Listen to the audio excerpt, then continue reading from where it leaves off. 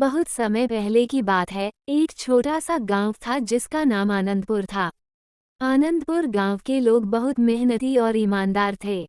गांव के चारों ओर एक घना जंगल था, जिसे सब लोग जादुई जंगल कहते थे। कहते थे कि इस जंगल में कई रहस्यमय प्राणी और जादुई चीजें रहती थीं। गांव में एक छोटा लड़का था जिसका नाम अर्जुन था। अर्जुन बहुत साहसी और उत्सुक था। उसे नई नई चीजों की खोज करने का बहुत शौक था। एक दिन अर्जुन ने अपने दादाजी से जादुई जंगल के बारे में सुना और उसने ठान लिया कि वह इस जंगल की खोज करेगा। अर्जुन की माँ ने उसे मना किया, बेटा, जादुई जंगल बहुत खतरनाक है, वहां जाना ठीक नहीं है। परंतु अर्जुन ने अपनी माँ से वादा किया, माँ, मैं बहुत सावधान रहूंगा और जल्दी ही वापस आ जाऊंगा। अर्जुन ने अपने सफर के लिए कुछ खाना और पानी लिया और निकल पड़ा। जंगल के अंदर जाते ही उसे अजीब अजीब सी आवाजें सुनाई देने लगी, लेकिन अर्जुन ने डर को अपने ऊपर हावी नहीं होने दिया और आगे बढ़ता रहा। कुछ ही देर में उसे एक विशाल वृक्ष दिखा, जो बाकी पेड़ों से बहुत अलग और चमकदार था। अर्जुन ने ध्यान से देखा तो उसे वृक्ष के नीचे एक सुनहरी किताब पड़ी हुई मिली। उसने किताब उठाई और खोलकर देखा तो उसमें जादुई मंत्र लिखे हुए थे। अर्जुन को समझ में आया कि यह किताब जादुई जंगल का रहस्य खोल सकती है। किताब के पहले पन्ने पर लिखा था, जो इस जंगल के सच्चे दिल से रक्षक बनेंगे, उन्हें असाधारण शक्तियां मिलेंगी। अर्जुन ने किताब को अपने साथ लिया और आगे बढ़ा। कुछ दूर जाने पर उसे एक बड़ा सा झरना मिला। झरने के पास एक बूढ़े साधु बैठे हुए थे। साधु ने अर्जुन को देखा और मुस्कराते हुए बोले, तुम्हारे पास वह किताब है जो इस जंगल की रक्षा करती है। अब तुम्हें इस जंगल के रहस्यों को समझना होगा। अर्जुन ने साधु से पूछा, महात्मा जी, मुझे क्या करना होगा? साधु ने कहा, तुम्हें इस किताब के मंत्रों को पढ़कर समझना होगा और उन्हें सही समय पर उपयोग करना होगा। ये जंगल केवल उन लोगों को अपनी शक्तियां देता है जो निस्वार्थ भाव से इसकी रक्षा करते हैं। अर्जुन ने साधु की बात मानकर किताब के मंत्रों को पढ़ा और समझा। धीरे धीरे अर्जुन को समझ में आने लगा कि कैसे इन मंत्रों का उपयोग करना है। उसने जंगल के सभी प्राणियों के साथ मित्रता की और उनकी रक्षा करने का वादा किया। एक दिन जंगल में एक भयानक तूफान आया। सभी प्राणी डरकर अर्जुन के पास आए। अर्जुन ने अपनी किताब खोली और उसमें से एक मंत्र पढ़ा। मंत्र पढ़ते ही जंगल में शांति छा गई और तूफान गायब हो गया। जंगल के सभी प्राणी अर्जुन के गुणगान करने लगे। अर्जुन ने समझा कि सच्ची शक्ति निस्वार्थ सेवा और प्रेम में है। उसने अपनी पूरी जिंदगी जंगल और उसके प्राणियों की रक्षा में समर्पित कर दी। अर्जुन के साहस और निस्वार्थ सेवा की कहानी पूरे गांव में फैल गई। गांव के लोग अर्जुन पर गर्व करने लगे और उन्होंने जादुई जंगल का सम्मान करना शुरू किया। और इस तरह अर्जुन और जादुई जंगल की कहानी हर किसी के दिल में बस गई। अर्जुन ने सिखाया कि अगर हम सच्चे दिल से किसी की मदद करते हैं, तो हमें अनमोल शक्तियां मिलती हैं।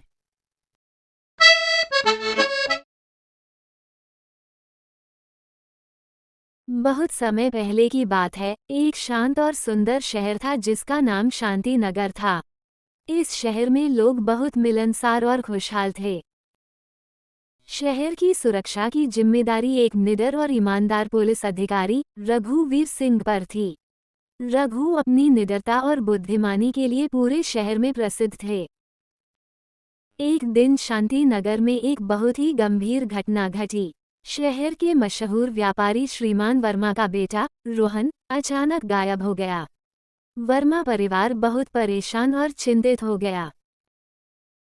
उन्होंने तुरंत पुलिस स्टेशन जाकर रघु को सारी बात बताई। रघु ने तुरंत अपनी टीम के साथ रोहन की खोज शुरू की। सबसे पहले उन्होंने रोहन के दोस्तों और पड़ोसियों से पूछताछ की। रोहन के दोस्तों ने बताया कि वह अंतिम बार स्कूल के बाद पार्क में देखा गया था। रघु और उनकी टीम ने पार्क का निरीक्षण किया, लेकिन वहां कोई सुराग नहीं मिला। रघु ने सोचा कि यह कोई साधारण मामला नहीं हो सकता। उन्होंने शहर के सभी प्रमुख स्थानों पर गश्त बढ़ा दी और सभी पुलिस अधिकारियों को अलर्ट कर दिया। रघु ने सोचा कि अगर रोहन का अपहरण हुआ है तो अपहरणकर्ता जल्द ही किसी प्रकार की मांग करेंगे। अगले दिन वर्मा परिवार को एक गुमनाम फोन आया। फोन करने वाले ने कहा कि अगर वे अपने बेटे को वापस चाहते हैं तो उन्हें भारी रकम चुकानी होगी। रघु ने तुरंत इस कॉल का पता लगाने की कोशिश की और कुछ सुराग मिले कि कॉल शहर के बाहर के एक पुराने मकान से किया गया है। रघु ने अपनी टीम के साथ उस मकान का निरीक्षण करने का निश्चय किया। वे चुपचाप उस मकान के पास पहुंचे और अंदर जाने का रास्ता ढूंढने लगे। मकान के चारों ओर गहरी झाड़ियां थीं और अंदर से कुछ हलचल की आवाजें आ रही थीं। रघु ने अपनी टीम को संकेत दिया कि वे सावधानी से अंदर प्रवेश करें। जब वे अंदर पहुंचे तो उन्होंने देखा कि कुछ लोग रोहन को बांधकर रखे हुए हैं। रघु ने अपनी टीम के साथ चुपचाप उन लोगों को घेर लिया। अचानक रघु ने जोर से आवाज दी, हाथ ऊपर करो, पुलिस ने तुम्हें घेर लिया है। अपहरणकर्ताओं ने भागने की कोशिश की, लेकिन रघु और उनकी टीम ने बहादुरी से उनका सामना किया और सभी को गिरफ्तार कर लिया। रोहन को सुरक्षित बचा लिया गया और उसे तुरंत उसके माता पिता के पास वापस ले जाया गया। वर्मा परिवार ने रघु और उनकी टीम का धन्यवाद किया और उनकी बहादुरी की प्रशंसा की। लेकिन रघु का काम अभी खत्म नहीं हुआ था।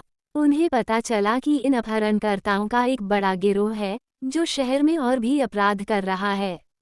रघु ने अपने वरिष्ठ अधिकारियों को इसकी जानकारी दी और एक बड़े अभियान की योजना बनाई। अगले कुछ दिनों में रघु और उनकी टीम ने पूरे शहर में कई जगह छापे मारे और गिरोह के अन्य सदस्यों को भी गिरफ्तार किया। उन्होंने गिरोह के ठिकानों से चोरी का सामान और हथियार बरामद किए। रघु की बुद्धिमानी और निडरता से पूरे गिरोह का पर्दाफाश हो गया और शहर में फिर से शांति स्थापित हो गई। शांति नगर के लोग रघु और उनकी टीम के प्रति बहुत आभारी थे। उन्होंने रघु को सम्मानित किया और उनके साहस की कहानी पूरे शहर में फैल गई। बच्चों के लिए रघु की कहानी प्रेरणा बन गई। रघु ने सभी को सिखाया कि निडरता और ईमानदारी से किए गए काम हमेशा सफलता दिलाते हैं। उन्होंने ये भी दिखाया कि जब हम सब मिलकर काम करते हैं तो किसी भी बड़ी मुश्किल को हल किया जा सकता है।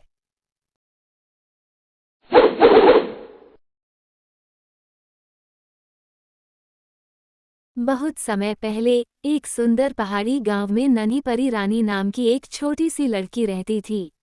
रानी के पास चमकीले सुनहरे बाल और चमकती हुई नीली आंखें थीं। वो बहुत प्यारी और होशियार थी, लेकिन उसके दिल में हमेशा एक सपना था। वो एक जादुई दुनिया की यात्रा करना चाहती थी। एक दिन रानी अपने बगीचे में खेल रही थी जब उसे एक पुरानी जादुई किताब मिली। उसने किताब खोली और उसके पन्नों में एक जादुई मंत्र लिखा पाया। उस मंत्र को पढ़ते ही एक सुनहरी धूल की लहर उसके चारों ओर घूम गई और वह एक जादुई दुनिया में पहुंच गई। जादुई दुनिया बहुत सुंदर थी। चारों तरफ रंग बिरंगे फूल, चमकते पेड़ और हंसते मुस्कराते जीव थे। रानी को ये सब देखकर बहुत खुशी हुई। तभी उसकी मुलाकात एक छोटी सी परी से हुई जिसका नाम था टिनका। टिनका ने रानी का स्वागत किया और उसे जादुई दुनिया की सैर कराई। वे दोनों एक साथ एक बड़े झरने के पास पहुंचे जहां पानी इंद्रधनुष के रंगों में बह रहा था। वहां उन्होंने एक जादुई मछली से बात की जिसने उन्हें बताया कि उस दुनिया में एक बुरी जादूगरनी है जिसने सभी खुशियों को कैद कर लिया है। रानी ने सोचा कि उसे उस जादूगरनी को हराना चाहिए ताकि सब खुश हो सकें। टिनका और रानी ने मिलकर एक योजना बनाई। वे एक पुराने पेड़ के पास पहुंचे जहां एक जादुई द्वार था। उस द्वार के अंदर जाने पर उन्हें जादूगरनी का महल दिखाई दिया। रानी ने अपने साहस और टिनका की मदद से महल में प्रवेश किया और जादूगरनी से सामना किया। जादूगरनी ने रानी पर अपनी जादुई शक्तियां इस्तेमाल करने की कोशिश की, लेकिन रानी ने अपनी प्यारी और सच्ची दिल से उसे माफी मांगने को कहा। रानी की सच्चाई और दयालुता ने जादूगरनी का दिल पिघला दिया। जादूगरनी ने अपनी सारी बुरी शक्तियों को छोड़ दिया और वादा किया कि वह अब किसी को भी नुकसान नहीं पहुंचाएगी।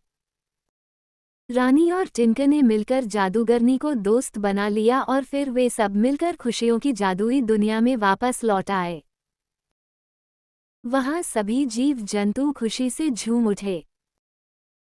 रानी ने अपना सपना पूरा कर लिया था और उसे नई दोस्ती और साहस की ताकत का एहसास हुआ।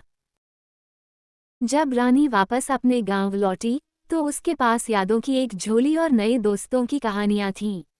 उसने सबको अपनी जादुई यात्रा की कहानी सुनाई और सबने उसे खूब सराहा। और इस तरह नन्ही परी रानी की जादुई यात्रा हमेशा के लिए उसकी जिंदगी की सबसे खास अनुभव बन गई।